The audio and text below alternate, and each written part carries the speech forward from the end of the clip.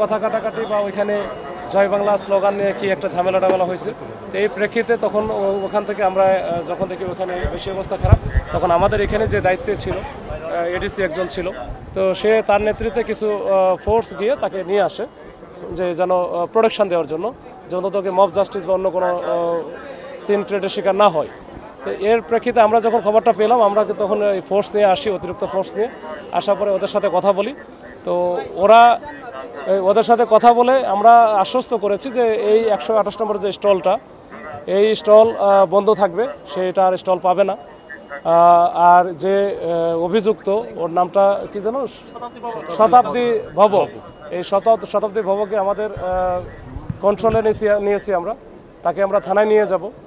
তার এটা যে সে যদি নিষিদ্ধ ঘোষিত কোনো বই যদি বিক্রি করে থাকে, সেটার জন্য আমাদের আইন আছে, প্রচলিত আইনে আমরা মামলা করব যদি এইটা দেখি ওটা কোন বই, কী ধরনের বই, আমরা আসলে ওইরকম কিছু জানি না।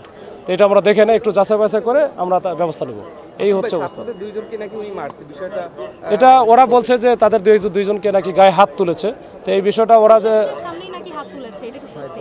এটা আমি ছিলাম না, যেহেতু আমি বলতে পারতেছি না, তবে এরকম আমি জানি না, ওরা বলছে, ছাত্ররা বলছে। তো যদি এরকম কিছু হয়ে থাকে সেটারও ব্যবস্থা হবে দেখি। না না, মামলা হয় নাই তো, মামলা তো এখান থেকে আমরা নিয়ে যাব। এটা আমরা দেখি, ঘাটাঘাটি করে দেখি, আমাদের প্রচলিত আইনে পেনাল কোডেও এটার সম্ভবত 124-এ 153 মানে এরকম আছে। এটা এরকম আমরা যে একটু যাচাই বাছাই করবো, ঠিক আছে, একটু সময় লাগবে, ওটা তো আমরা হুট করে কোনো কিছু বলতে পারতেছি না। বইমেলা বর্তমান সার্বিক পরিস্থিতি কি?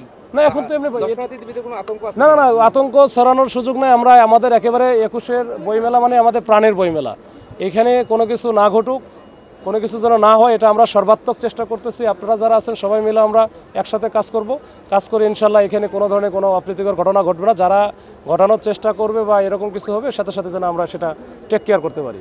ধন্যবাদ। আমরা নিয়ন্ত্রণে নিয়েছি। হ্যাঁ, এখানে নিয়েছি, আমরা যাচ্ছি।